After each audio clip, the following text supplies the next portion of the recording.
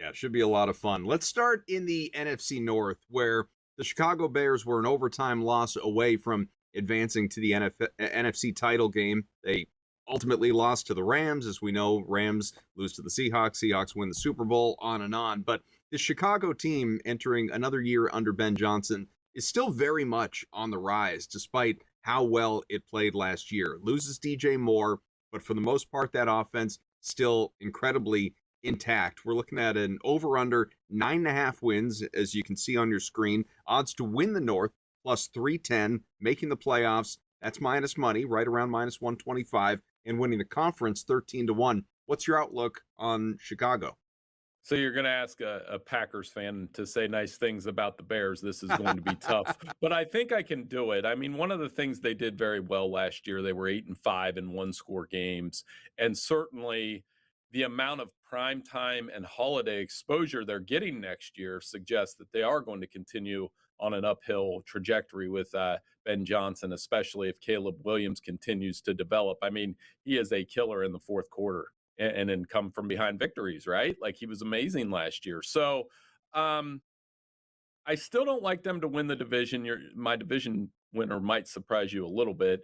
But I think with that tougher schedule, their schedule is much more difficult than that of Green Bay and Detroit, the other contenders. And remember, Detroit swept them last year.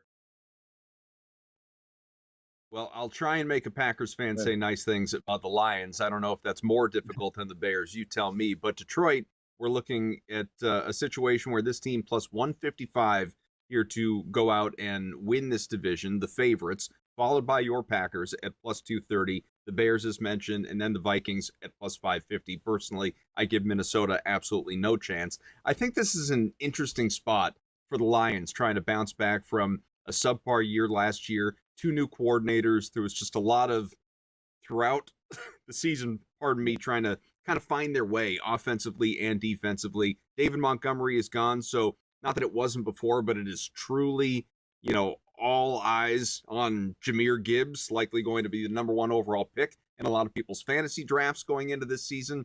Who is your division winner? I think it's going to be Detroit, and some of it's based on schedule. Some of it, they obviously bring in a new offensive coordinator, Drew Petzing. You mentioned Jahmyr Gibbs. The core is still there. The core of Pro Bowl caliber players, Amon-Ra St. Brown, Jared Goff, Jahmyr Gibbs on offense, and you have Campbell and Hutchinson on defense. There's a lot. I forgot to mention Penei Sewell. I still think, and remember, like I said, they swept Chicago. One of those was a blowout victory early in the season. The other was late in the season in a game that may not have meant a ton in the standings, but Jared Goff still played very well. So I think given their schedule and there's less questions, and if they stay healthy on the defensive side of the ball, and it's a one-game margin. Like right now I have Chicago at 10-7 and Detroit at 11-6. So, I mean, it could be tight, and it literally could come down to that Thanksgiving game between the teams. The NFC West was such a fun division to watch last year.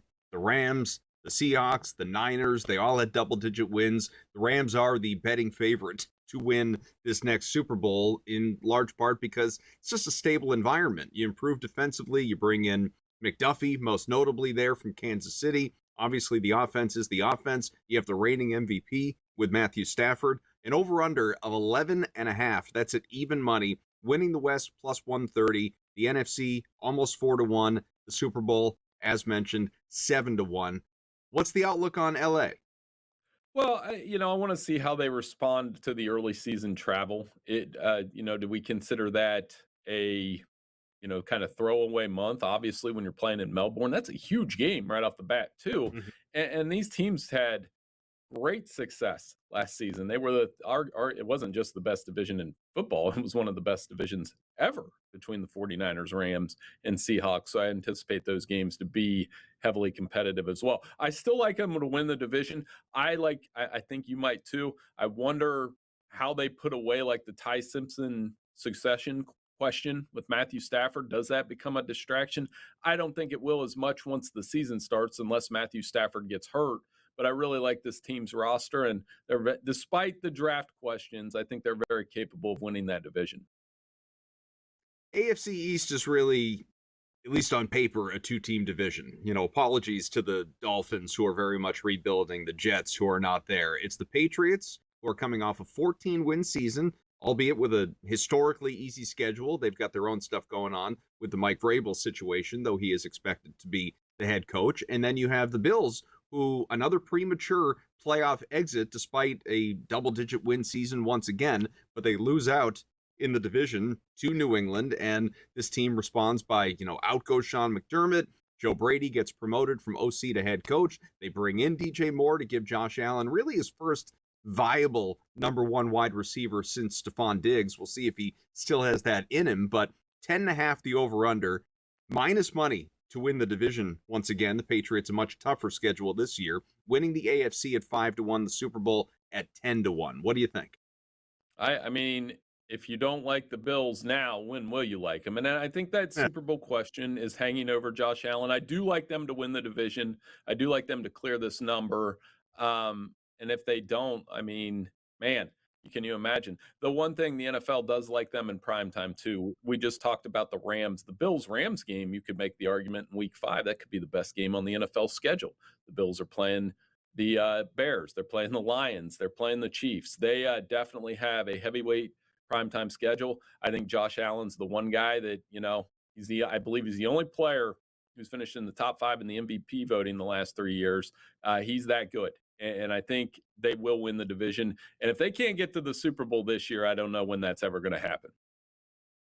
In terms of primetime and those island games, the NFL, now that we have a mixture of more Wednesday games, for instance, it's, take away Monday, take away Friday, Saturday, just Wednesday, Thursday, by my count, is 21 games this season. So this league is really, truly trying to get as every day of the week long, to demand your attention as is humanly possible. What do you think of the Thursday slate?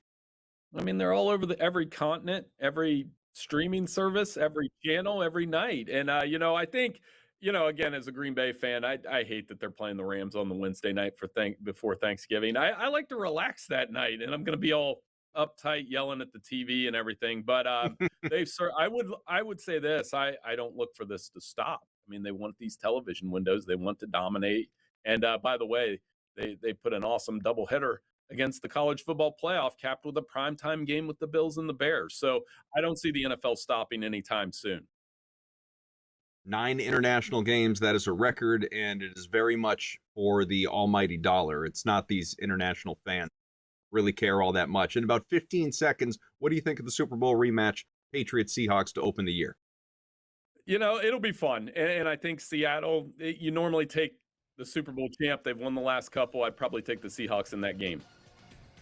Now let's wait till A.J. Brown gets there. Bill Bender, Sporting News. Thank you so much, sir. Hey, thank you.